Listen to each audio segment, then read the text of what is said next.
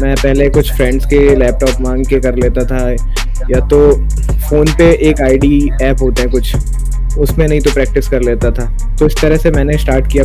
Hey guys, Sachin Saxena here. Welcome to IT वाले भैया। बहुत बहुत स्वागत है।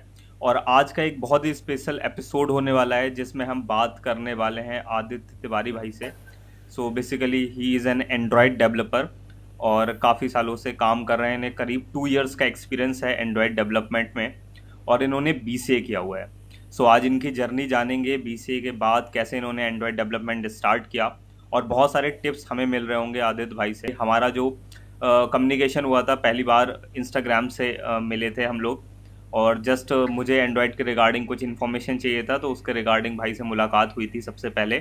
और one of the most helpful, अगर मुझे जो भी कनेक्शन है मेरे उसमें एक बंदे में आदित्य भाई का भी नाम है, बिकॉज काफ़ी हेल्पफुल हैं और कई बार बग सॉल्व करने में हेल्प भी की है। सो आप भी इनसे जुड़ सकते हो। सोशल मीडिया के लिंक्स मैंने इनके दे दिए हैं डिस्क्रिप्शन में। So next stage your Aditya भाई। Thank you so much for inviting me in your podcast. Okay. And मैं अपने बारे में बता देता हूँ कि कैसे मैंने स्टार्ट किया एंड्रॉयड डेवलपमेंट। तो मतलब एंड्रॉयड मेरे को 9 से ही करना था, 9-10 से ही मेरा इंटरेस्ट था, क्योंकि मैं न्यूज़पेपर वगैरह पढ़ता था तो उसमें स्टार्टअप्स की न्यूज़ होती थी कि इस बंदे ने ये ऐप बनाया और इसने इतनी फंडिंग इकट्ठा की। तो वो सब देख के इंस्पायर होके फिर लगता था कि ऐप क्रिएट करना है मेरे को। तो हमेशा से था ऐप डेवलपमेंट में ही जाना है। तो उसके बाद जब मैं बीसीए मैंने चूज इसलिए किया, इंजीनियरिंग नहीं की मैंने। मुझे लगा मेरे को बीसीए करना चाहिए, और बीसीए करने के बाद मुझे लगा इसमें, क्योंकि सी लैंग्वेज थी इसके सिलेबस में, C++, जावा, तो मुझे लगा इसमें हेल्प मिलेगी मेरे को आगे एंड्रॉयड में।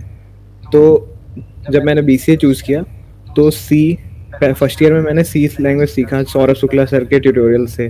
भोपाल के एक सर हैं, तो उनके यूट्यूब ट्यूटोरियल काफ़ी अच्छे होते हैं। अगर किसी को हिंदी में सीखना है प्रोग्रामिंग तो स्टार्टिंग के हिसाब से उनके बहुत अच्छे ट्यूटोरियल्स हैं। जैसे हैरी भाई हैं, कोड विथ हैरी, उनकी तरह ही सिमिलर उनका भी एक चैनल है mysurgery.com। बिल्कुल। तो उससे मैंने सीखना स्टार्ट किया, तो धीरे धीरे इंटरेस्ट आने लगा।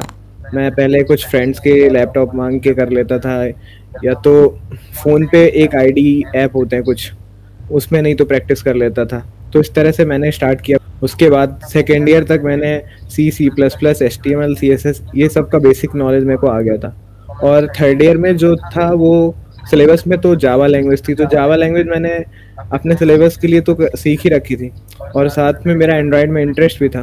और उस टाइम पे क्या है कि मैं थोड़ा इंटरव्यू वगैरह देखा करता था यूट्यूब पे जब खाली टाइम होता था। तो जो स्टॉक्स में मैंने एक डेवलपर है, ऐप डेवलपर, उनका मैंने इंटरव्यू देखा था, जो कि 9th में उन्होंने ऐप बनाया था। तो वहाँ से तब से मैं इंस्पायर हुआ कि हम भी कर सकते हैं, मतलब ऐसे कोई बड़ी बात नहीं है। नहीं तो पहले इतना गाइडेंस होता नहीं था एंड्रॉयड के लिए। हाँ, तो ऐसा लगता था कि एंड्रॉयड कोई बहुत बड़ी चीज़ है, हमसे नहीं हो पाएगी। तो वो सब का आइडिया हुआ जब उनसे पता किया। तो फिर कोरा पे जाके सर्च किया कोर्सेज। यूडेसिटी का एक कोर्स मिला गूगल का, जो कि फ्री है, और उसका पेड वर्जन भी अवेलेबल है। तो मैंने वो फ्री वाले के लिए वो कर लिया, एनरोल कर लिया।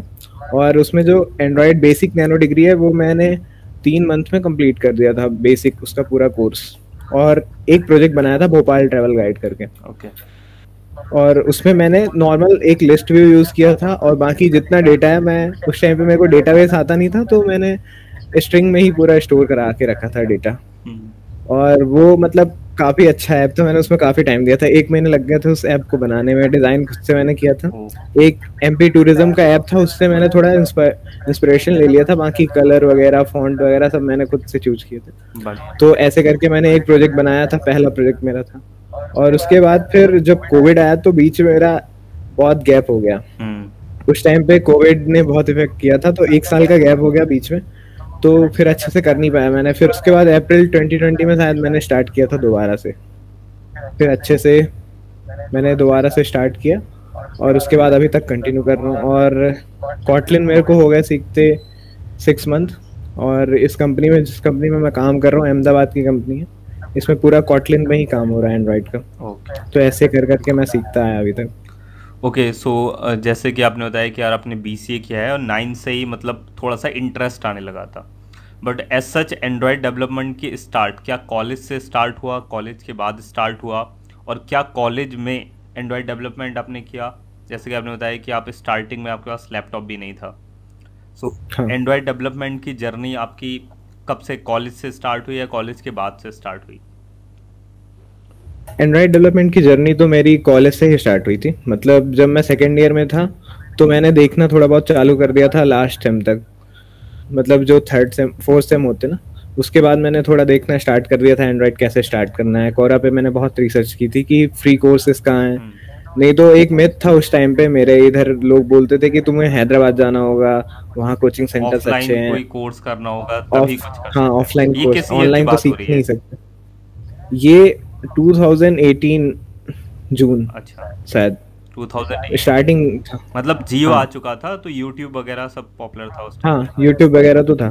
तो मैंने धीरे धीरे स्टार्ट किया। कोरा पे मैं बहुत मतलब टाइम देता था, कोरा पे बहुत टाइम स्पेंड करता था। तो धीरे धीरे मेरे को पता लगा यूडेसिटी का फ्री भी अवेलेबल है। पहले मुझे लगता था सिर्फ पेड है, बट उसके सेक्शन में जाके एक ऐसा देखा, अगर उस कोर्स को आप सर्टिफिकेट वगैरह नहीं ले रहे हो, मेंटोरशिप मस्त। वगैरह नहीं ले रहे हो, तो पूरा फ्री है वो कोर्स। फिर मैंने उस कोर्स के लिए एनरोल किया और घर वालों से बोला कि मेरे को पीसी चाहिए, क्योंकि मोबाइल पे एंड्रॉयड स्टूडियो चल नहीं सकता, कोई उसका ऑप्शन ही नहीं था। तो फिर मैंने तब बोला घर वालों से पीसी लेने को, और उसके बाद से फिर मैं स्टार्ट किया। नेक्स्ट, आपने बीसीए किया, सो एक बहुत बड़ा मिथ है और ये चीज़ शायद रियलिटी भी है। मतलब बहुत सारे स्टूडेंट फेस करते हैं कि यार मैंने बीसीए कर लिया तो मेरे लिए एमसीए करना मैंडेटरी है, क्या मुझे बीसीए के बाद जॉब मिलेगी नहीं मिलेगी, या बीसीए के बाद जॉब करना चाहिए? तो इन सब चीज़ों पे आपके क्या ओपिनियन है? बिकॉज आपने बीसीए के बाद जॉब करना सही समझा और आप बीसीए के बाद जॉब कर रहे हो। सो अगर कोई बंदा है उसने बीसीए किया है या वो थर्ड ईयर में है या फाइनल ईयर में है, सो क्या उसके लिए एक बेटर अप्रोच रहेगी अगर वो करना चाहिए या उसे आगे एमसीए या मास्टर परसू करना चाहिए? और इसके साथ साथ अगर वो जॉब करना चाहता है तो उसके लिए फिर क्या ऑप्शन है? मान लीजिए कोई भी, बहुत से ऐसे स्टूडेंट है जिनकी फाइनेंशियल कंडीशन सही नहीं है, वो आगे नहीं बढ़ सकते, तो उनके लिए अगर वो जॉब ढूंढना चाहते हैं तो फिर क्या, किस तरीके से वो जॉब फाइंड कर सकते हैं आफ्टर बीसीए? तो मतलब मैं पहले ये बता देता हूँ कि बीसीए के बाद एमसीए करना ज़रूरी है या फिर जॉब कर ले। तो इस क्वेश्चन का आंसर मैं ऐसे दूंगा कि पहले तो मेरा भी टारगेट था एमसीए करने का। फर्स्ट ईयर सेकेंड ईयर तक मेरा यही था कि निमसेट एग्ज़ाम की प्रिपरेशन करके मेरे को एमसीए के लिए फिर एग्ज़ाम दे के एनआईटी वगैरह में फिर तब जाके एंड्रॉइड स्टार्ट करूँगा, ऐसा सोचा था मैंने। बट मुझे ये लग रहा था कि जो मेरे 1-1.5 साल जा रहे हैं पूरा मैथ्स पढ़ने में जाएंगे, और इतना टाइम अगर मैं किसी और चीज़ में दे रहा हूँ और मेरी स्किल भी इम्प्रूव नहीं हो रही है, फिर अगर वो कॉलेज मुझे नहीं मिला तो उस चीज़ का कोई मतलब भी नहीं निकलेगा, और एंड्रॉयड से भी मैं वो पीछे रह जाऊंगा एंड्रॉयड वाली स्किल में। तो मैंने ये चूज किया उस टाइम पे जो मुझे सही लगा। मुझे लगा एमसीए का प्लान अभी ड्रॉप करते हैं, एमसीए हम किसी नॉर्मल कॉलेज से कर लेंगे और पहले एंड्रॉयड की स्किल पे वर्क करते हैं। तो थर्ड ईयर में मैंने यहाँ से स्टार्ट कर दिया था बीसीए। थर्ड ईयर में ही मैंने स्टार्ट कर दिया था एंड्रॉयड। और मुझे ऐसा था, पहले मैं सोचता था कि मैं फ्रीलांसिंग कर सकता हूँ, तो मैं पूरा माइंड में था मेरे कि बीसीए जैसे ही खत्म हुआ मैं फ्रीलांसिंग का करता रहूँगा ट्राई, और 1 साल का ड्रॉप लेने का मैंने सोचा था। और फिर सोचा था एमसीए करना है मेरे को, बट वो चीज़ें हुई नहीं और फिर जॉब आ गया, वो सब हुआ, तो फिर फ्लो एमसीए चलता मैंने किया बनता ही नहीं। चला गया, सारी चीज़ें हाँ होती चली गई। और हाँ।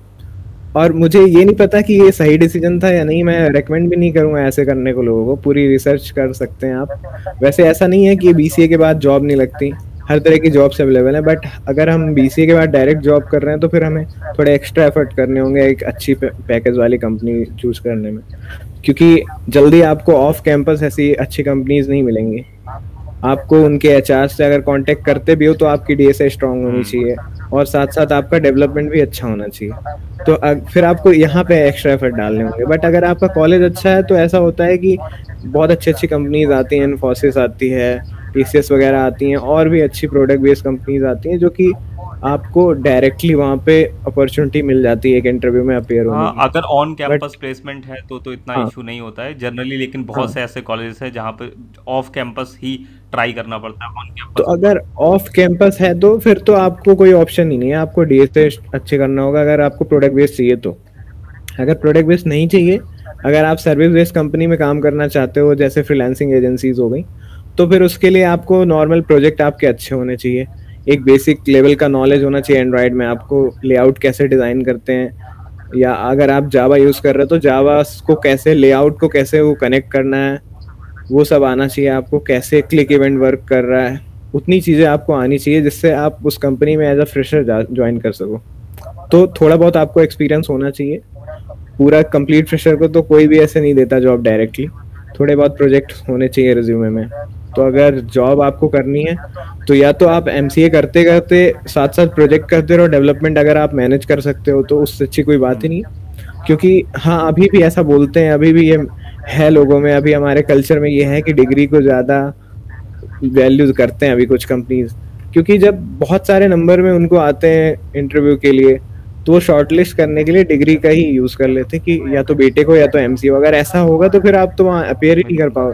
तो अगर आपको करना हो तो कर सकते हो, या तो दूसरा ऑप्शन आपके पास है, डीएसए स्ट्रॉन्ग कर लो, डेवलपमेंट स्ट्रॉन्ग कर लो, आप आसानी से किसी भी अच्छी कंपनी का इंटरव्यू क्रैक कर सकते हो। मैंने ऐसे बहुत सारे एग्जाम्पल देखे हैं यूट्यूब में भी, और जितनी कम्युनिटी अपनी एंड्रॉयड में, ट्विटर हो या इंस्टाग्राम हो, ऐसे कर करके धीरे धीरे पता लगा कि ज़्यादा मतलब ऐसा टेंशन लेने की जरूरत नहीं है। अगर आपका डेवलपमेंट और डीएसए स्ट्रांग है तो फिर आपकी जॉब लग सकती है एक अच्छी प्रोडक्ट बेस्ड कंपनी में। तो यही है कि जॉब में तो ऐसे कोई प्रॉब्लम आने नहीं वाली है। आप चाहे तो बीसीए के बाद भी जॉब ज्वाइन कर सकते हो। वर्क एक्सपीरियंस ज़्यादा मैटर करता है। बेंगलुरु, पुणे, यहाँ की जो कंपनीज हैं, ये मिनिमम इनको 2 ईयर का एक्सपीरियंस तो चाहिए ही होता है। अगर आपको ऐसी जगह पे जाना है तो 2 ईयर का वर्क एक्सपीरियंस है अगर आपके पास, तो वो भी एक प्लस पॉइंट रहता है। तो जरूरी नहीं है कि आपके पास एमसीए हो। तो now let's move to our next question. तो आपको यार थोड़ा सा एक्सपीरियंस हो चुका है ऑलरेडी कंपनी में वर्क करने का, और अगर एक एज अ फ्रेशर, मतलब अभी जनरली अभी वो 3rd ईयर में स्टूडेंट है या फाइनल ईयर में एज अ स्टूडेंट है, वो अपने प्रोजेक्ट पे काम करता है, तो एक यार डिफरेंस होता है जनरली। तो आपको क्या डिफरेंस देखने को मिला जब कोई भी पर्सन, या अपने आप को ही अगर आप एग्जांपल लेके देखो कि 2 साल पहले जब आप खुद प्रिपरेशन कर रहे थे एंड्रॉयड डेवलपमेंट के, और आपने आप जैसे बताया कि आपने कुछ प्रोजेक्ट बनाए, आपने टूरिज्म के एप्लीकेशन बनाए, तो वो एप्लीकेशन जो आपने खुद से डेवलप किए थे, तो वो वहाँ पे कैसी अप्रोच रही थी जब आप एंड्रॉयड डेवलपमेंट कर रहे थे? अब आने वाले, अब 2 साल बाद जब आप ऑलरेडी रियल प्रोडक्ट पे काम कर चुके हो, कंपनीज की प्रोडक्ट पे काम कर चुके हैं, तो अब क्या थिंकिंग में चेंज आया है? किस तरीके का अप्रोच रहता है अब जब आप प्रोडक्ट कोई भी एप्लीकेशन को डेवलप करते हो? तो क्या लर्निंग्स मिली या क्या चेंजेस आपको देखने को मिले? तो मतलब डिफरेंस तो बहुत है, क्योंकि जब मैं स्टार्टिंग के प्रोजेक्ट मेरे थे, मैं अभी देखता हूँ ना तो ऐसा लगता है कितने बेसिक लेवल प्रोजेक्ट थे। और मतलब मेरा प्रोजेक्ट को करने का जो तरीका होता था ना, वो भी बहुत अजीब था। अब जैसे, क्योंकि स्टार्टिंग में हमें पता नहीं होता, हम क्या कहते हैं, प्रोजेक्ट जो चूज करते हैं पूरे अपने कंफर्ट जोन में कि हमसे बस इतना ही हो पाएगा, तो हम एक लिमिट बना लेते हैं कि बस हमारी लिमिट ये है। हमने रिसाइकलर भी सीखा है तो रिसाइकलर से रिलेटेड अगर कोई आएगा तो मैं कर लूंगा, बाकी कुछ नया अजीब सा है तो उससे हमें डर लगता रहता है। कोई भी नया टॉपिक होता है, जैसे एपीआई इंटीग्रेट करना है, तो हमें लगता है कोई बहुत बड़ी चीज है, या फिर डेटाबेस इंटीग्रेट करना है, ये रूम डेटाबेस वगैरह। तो मैं क्या था कि जब मैं प्रोजेक्ट कर रहा था तो मैं बहुत लिमिटेड था, मैं अपनी लिमिट पुश नहीं कर रहा था। बट कंपनी में जाने से मुझे ऐसा हुआ कि वो टास्क देते हैं, एट द एंड मेरे को उनको रिपोर्ट करना होता है। कंपनी में मुझे एक प्लस पॉइंट ये लगा कि जब मैं वहाँ के प्रोजेक्ट करता हूँ तो सुबह मुझे कुछ टास्क मिला अगर, और शाम को तो मेरे को at the end of the day मेरे को रिपोर्ट करना है उनको, तो उन्हें रिजल्ट चाहिए। तो ऐसे कर करके क्या होता है कि हम खुद अगर हम कर रहे होते तो हम अपनी लिमिट पुश नहीं करते, बट हमें एक एक्सटर्नल फोर्स मिलता है तो हम अपनी लिमिट पुश करते थोड़ा।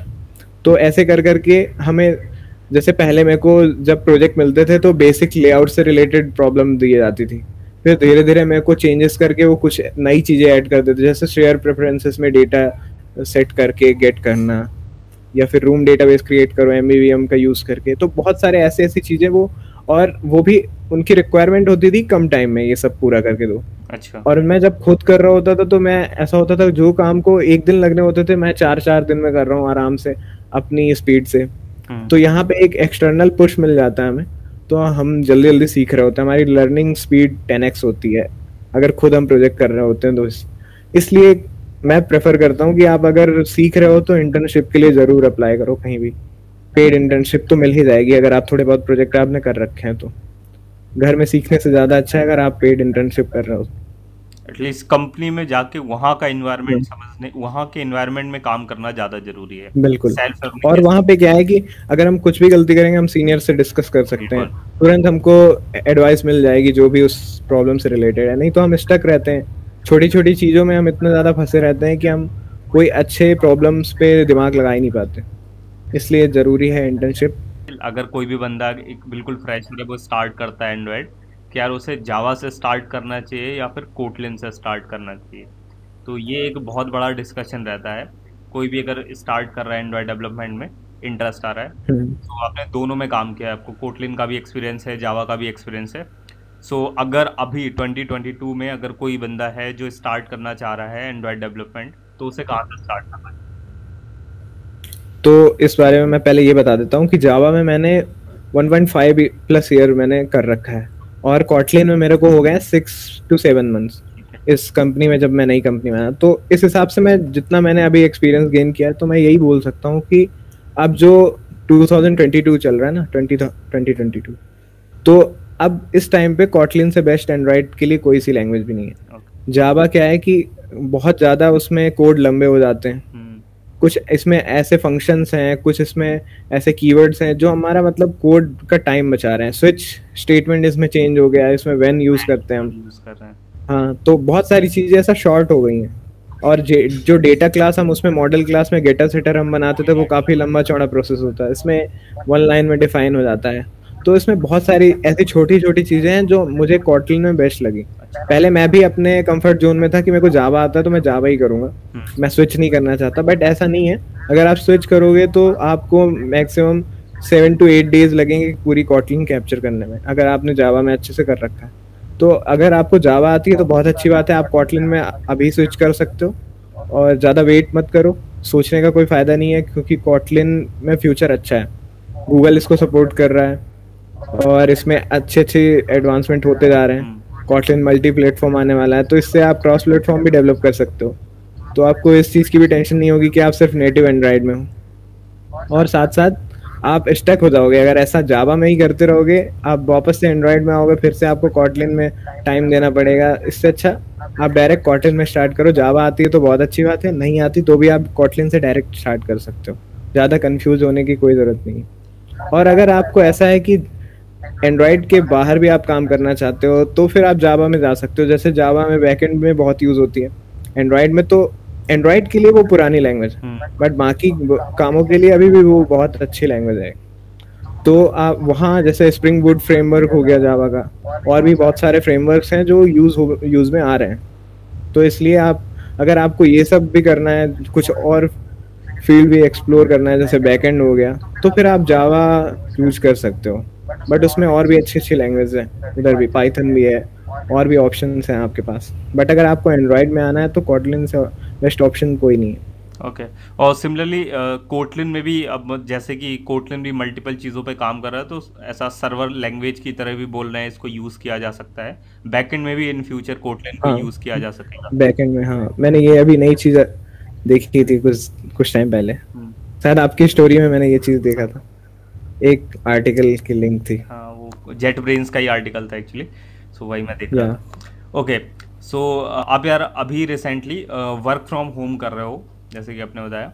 सो हाँ। अगर जैसे कोई एक फ्रेशर है, और जनरली वैसे फ्रेशर को जॉब मिलता नहीं, but work from home job करने के कुछ प्रोज एंड कॉन्स, आपको काफ़ी टाइम हो गया है वर्क फ्रॉम होम जॉब करते हुए, तो कुछ प्रोज एंड कॉन्स क्या लगते हैं अगर कोई बंदा वर्क फ्रॉम होम कर रहा है, और एज अ फ्रेशर को क्या करना चाहिए? वर्क फ्रॉम होम अपॉर्चुनिटी मिलती है तो वो ज्वाइन करना चाहिए, या फिर इन ऑफिस, क्या उसके लिए बेस्ट है?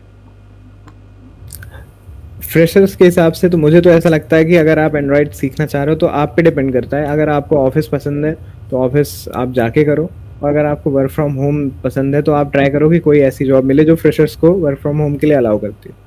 और मेरा तो ये मानना है कि मतलब अगर आपको ग्रोथ जल्दी चाहिए तो आपको ऑफिस ज्वाइन करना बहुत ज़रूरी है। मतलब आप जल्दी जल्दी सीख रहे होगे उधर, क्योंकि आप जो उधर 8 घंटे दे रहे होगे पूरे प्रोडक्टिव 8 घंटे होंगे वो।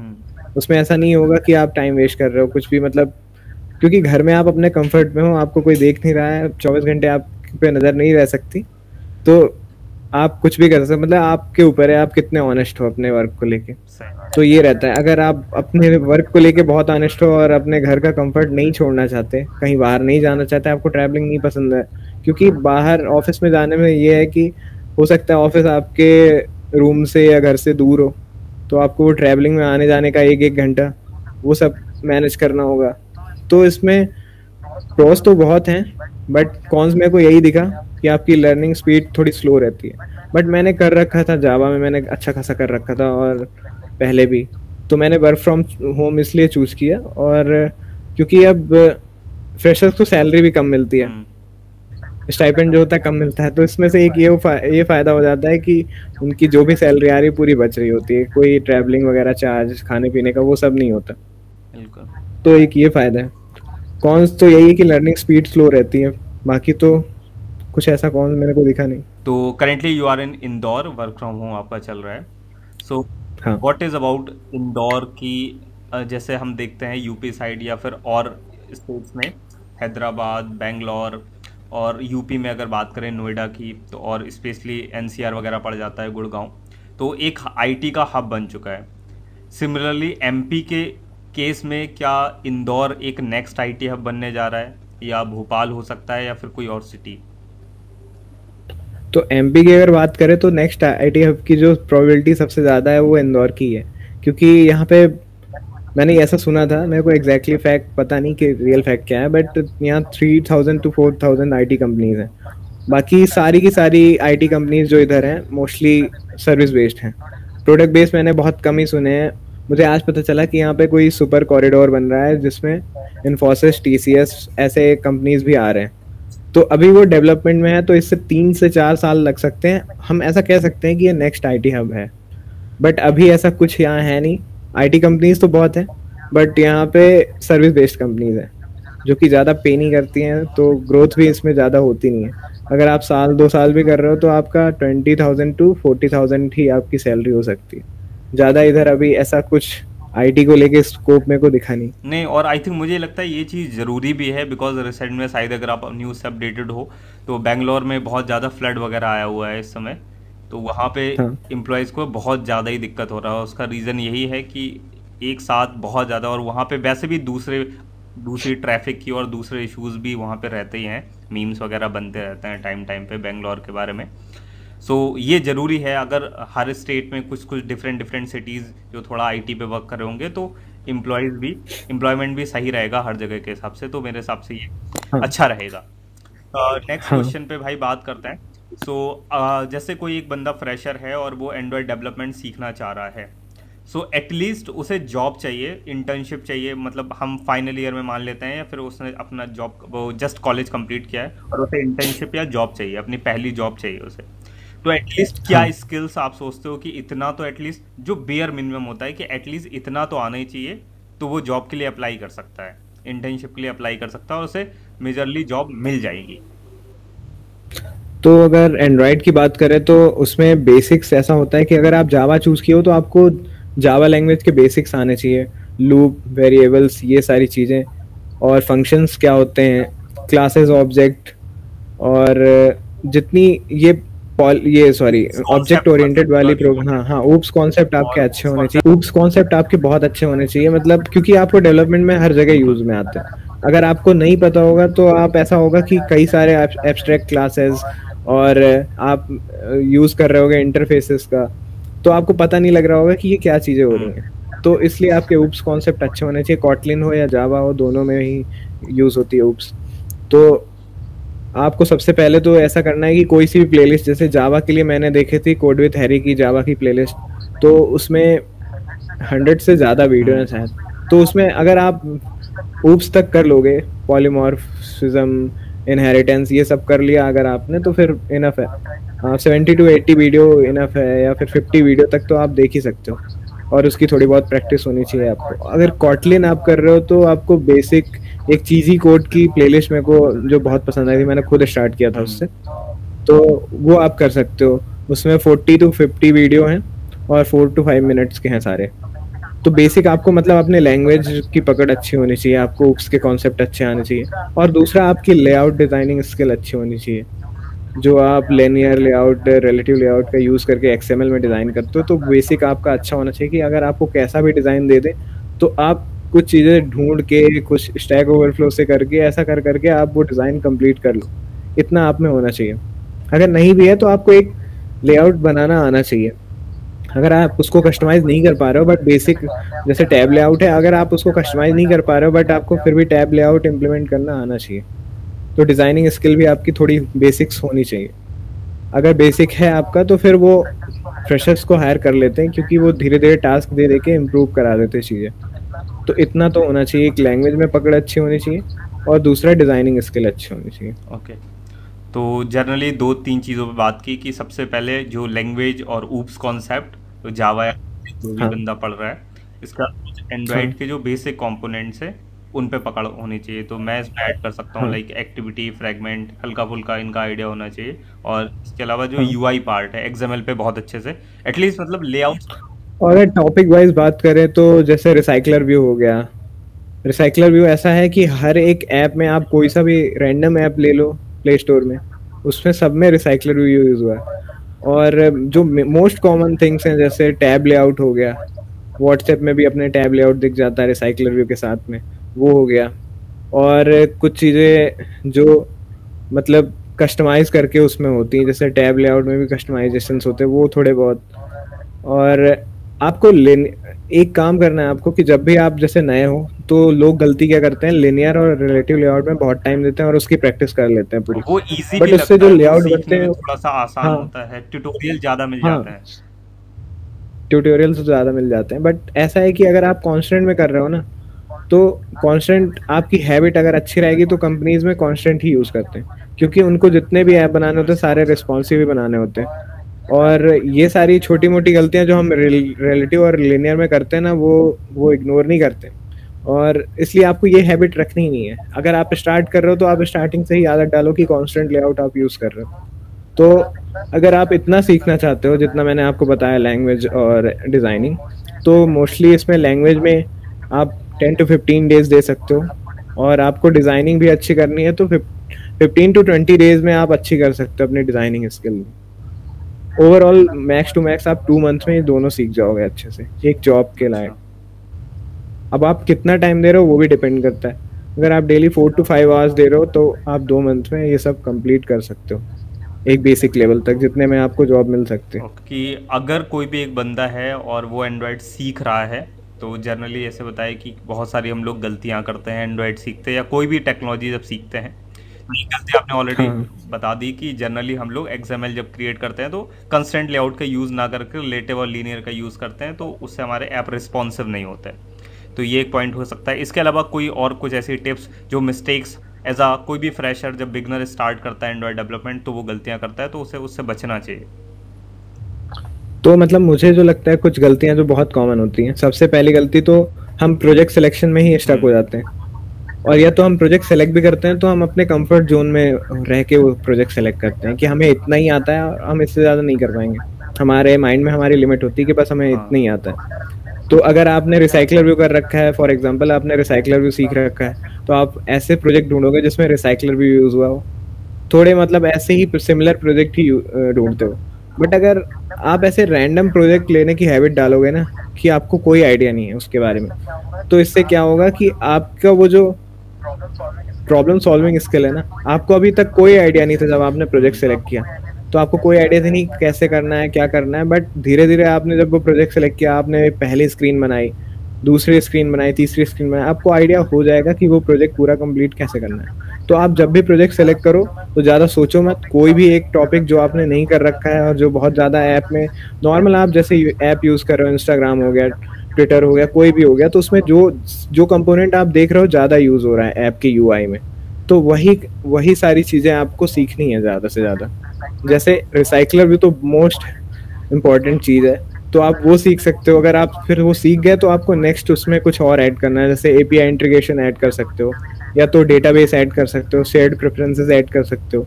तो मतलब हर बार जो आपको प्रोजेक्ट लेने हैं तो थोड़े पिछले बार से जो बहुत डिफरेंट हो, मतलब जो आपने पहले नहीं कर रखा हो ज़्यादा। और डिज़ाइनिंग भी थोड़ा नेक्स्ट लेवल होनी चाहिए जिससे आप ग्रो कर रहे हो। तो अपने कंफर्ट जोन में रह के प्रोजेक्ट नहीं सेलेक्ट करने हैं और ज़्यादा सोचना नहीं है, आपको करते जाना है। और एक और मतलब टिप दे देता हूँ मैं। मतलब लोग गलती क्या करते हैं जब बग सॉल्व करते हैं ना, तो वो उन्हें आता नहीं है प्रॉपर वे कौन सा कैसे बग सॉल्व करते हैं। तो इसमें दो चीज़ें होती हैं। आप एंड्रॉयड स्टूडियो अगर आपने यूज़ किया होगा तो आपको पता होगा कि वहाँ पे एक लॉककैट होता है। लॉककैट में हमारे सारे एरर्स हमको शो हो रहे होते हैं। तो आपको एक चीज़ आनी चाहिए कि आपको एरर फाइंड करना आना चाहिए। अगर रन टाइम एरर है तो वो तो आपको स्क्रीन पे दिख जाएगा रेड लाइन से, लेकिन कंपाइल नहीं सॉरी कंपाइल टाइम एरर है तो वो आपको दिख जाएगा, और अगर रन टाइम एरर है तो वो आपको दिखता नहीं है, जो कि आपको लॉग कैट में लाइन बाय लाइन चेक करना होता है। तो इसमें दो लाइंस होती हैं, कॉज्ड बाय करके एक लाइन आती है लॉग कैट में, मोस्टली वही वही लाइन में ऐसा होता है कि एरर होता है। तो उसमें ऐसा होता है कॉज्ड बाय, फिर उसके बाद जो भी एक्सेप्शन या एरर है उसका नेम होता है, और साथ साथ लास्ट में उसमें लाइन नंबर भी लिखा होता है। तो एरर फाइंड करने में लोगों से गलती हो जाती है कि वो प्रॉपर एरर फाइंड नहीं कर पाते। जैसे कोई भी ऐप क्रैश हुआ, लोग सोच रहे होते हैं, बस सोच रहे होते हैं कि ये क्या हुआ, क्रैश कैसे हो गया, बट वो लॉग कैट नहीं चेक करना आता। बहुत सारे लोग को मैंने ये सुना है कि उन्हें पता ही नहीं होता लॉग कैट क्या है। तो आपको ये पता होना चाहिए, अगर आपको एरर फाइंड करने हैं रन टाइम एरर, तो आप लॉग कैट का यूज कर सकते हो। आपके पास एक और है ऑप्शन, डीबगर आप यूज कर सकते हो। तो आपको ज़्यादा टेक्निकल हो रहा है, थोड़ा टेक्निकल इसमें जाऊंगा मैं।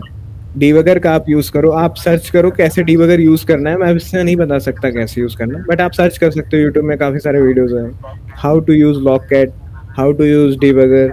तो आपको इससे आइडिया हो जाएगा कि कैसे एरर सॉल्व करना है, क्योंकि मैं भी एज अ डेवलपर मिस्टेक आपकी करता जो था मेन स्किल है। जनरली। मतलब क्या होता है कि जैसे अगर ऐप कंपाइल टाइम एरर है तब तो डायरेक्टली पता चल जाता है, रन ही नहीं होता है एप्लीकेशन। लेकिन जैसे कई बार ये होता है हाँ कि वो ऐप क्रैश कर जा रहा है, तो ये हो जाता था कि कोई हाँ एरर ही नहीं मिल रहा, ऐप पता नहीं क्यों क्रैश कर रहा है, ऐप पता नहीं। तो उस टाइम पे आइडिया नहीं होता था कि कैसे हम चेक करें लॉगकैट में। तो ये सही हाँ, में ये काफ़ी कॉमन मिस्टेक है, स्टार्टिंग में हम सब फेस करते हैं। क्योंकि मुझे लगता है ना कि एंड्रॉयड अगर आप स्टार्ट कर रहे हो तो सबसे पहले आपको ये सीखना चाहिए कि हाउ टू सॉल्व बग। ये बहुत इंपॉर्टेंट चीज है, नहीं तो आप छोटी छोटी चीजों में फंसे रहते हो। मैं बता रहा हूँ खुद का, मैं नल पॉइंटर एक्सेप्शन में मतलब इतना फंस जाता था ना। मैं बेसिक बेसिक में मैंने कहीं पे अगर कुछ मिस्टेक कर दिया छोटी मोटी, मैंने डिक्लेयर नहीं किया, कोई डिफाइन नहीं किया, ऐसा हो गया कुछ, ये जावा के इनिशियलाइजेशन साथ में भी अगर कोई काफ़ी दिक्कत होता हो गई तो है, फिर मैं फाइंड उसमें टू स्टक आईडी हम रहता लोग हूँ। मिस कर जाते हैं हाँ तो। हाँ, मिस कर जाते हैं। तो मेरे को भी पहले आइडिया नहीं था, बट नैनो डिग्री वाले जो थे ना, वो गूगल वाले जो भी टीचर्स थे, तो वो अच्छे से एक्सप्लेन किया था उन्होंने, how to use debugger, how to use logcat. तो मेरे को उसका आइडिया हो गया था कैसे करना, और मैं साथ साथ यूट्यूब के कुछ ट्यूटोरियल भी अच्छा। मैंने देखे थे। क्योंकि एज अ डेवलपर आपकी जो मेन स्किल है वो बग सॉल्विंग है। बाकी डिजाइन तो आप कर लोगे, मैंने अभी तक जितना मेरे को एक्सपीरियंस होगा, कैसा भी डिजाइन है मैं बना लेता हूँ वो सारी चीजें। बट मेरे को जो रियल वर्क करना होता है वो इन कॉटलिन, कि how to maintain your code, और कैसे आप उसको एफिशिएंट बना सकते हो, और कैसे उसमें बहुत कम क्रैश आए। क्योंकि अलग अलग सिनेरियो हो सकते हैं किसी भी ऐप को रन करने के। हो सकता है आपने टेस्ट किया तो रन बग नहीं था, कोई क्रैश नहीं था, बट वो अलग किसी अलग स्क्रीन में रन हो रहा है, तो हो सकता है वहां पे क्रैश हो जाए। तो इसलिए आपको आना चाहिए बग सॉल्व करना। देखिए, जब हम स्टार्ट कर रहे होते हैं एंड्रॉइड सीखना, तो हम सबसे पहले यूट्यूब पे ही जाते हैं। तो हमारी तो हम सबसे पहले कोई ट्यूटोरियल देखते हैं, उसमें बेसिक प्रोजेक्ट कैसे उसने बनाया, हम उसका कॉपी पेस्ट करते हैं लाइन बाय लाइन, खुद रन करके देखते हैं। तो इससे क्या होता है कि हमने खुद कोई लॉजिक नहीं लगाया, हमने बस उसका कॉपी किया। तो इस तरह क्या होता है, हमें स्पून फीडिंग वाली आदत हो जाती है। तो अब जब हम न्यू प्रोजेक्ट स्टार्ट कर रहे हैं, तो हमें लग रहा होता है कोई इससे रिलेटेड वीडियो मिल जाए या पूरा ट्यूटोरियल मिल जाए जिससे हम वो कर सकें। तो ऐसा नहीं करना है, उस ट्यूटोरियल हेल में नहीं फंसना है। आप प्रोजेक्ट स्टार्ट करो, स्क्रीन वन से स्टार्ट करो, बट आप वीडियो में क्लिक ही मत करो, यूट्यूब पे तो जाओ ही मत। आपको जितनी भी प्रॉब्लम आपकी आ रही है, आप स्टैक ओवरफ्लो पे जा सकते हो, मीडियम के कई सारे ब्लॉग्स होते हैं, आप उस प्रॉब्लम को लिखो कि अगर आपको टैब लेआउट कस्टमाइज करना है तो आप लिखो how to customize tab layout. तो आपको वीडियो में तो क्लिक ही नहीं करना है किसी भी, आपको सिर्फ स्टैक ओवरफ्लो, मीडियम, ऐसे ब्लॉग्स आपको यूज करने हैं। क्योंकि अगर आपने जैसे कुछ भी आपको प्रॉब्लम आए, आपने सर्च किया, वीडियो है 7 to 10 मिनट का, अब उसमें आपको पता तो नहीं चलेगा कि थंबनेल देख के तो नहीं पता लगेगा कि ये वीडियो आपके लिए है या नहीं, आपको तो पूरा देखना पड़ेगा। पता चला आपने पूरा देखा, वो वीडियो आपके लिए था ही नहीं, आपकी प्रॉब्लम के लिए।